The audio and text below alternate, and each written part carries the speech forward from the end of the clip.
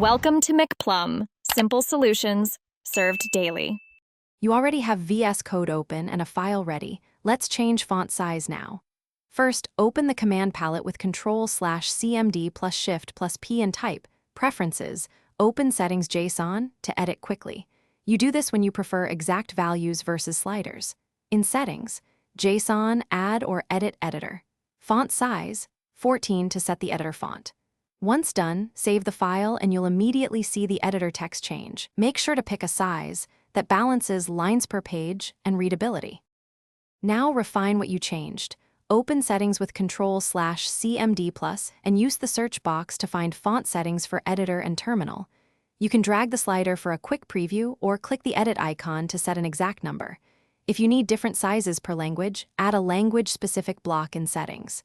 JSON like Python, Editor. Font size, 16.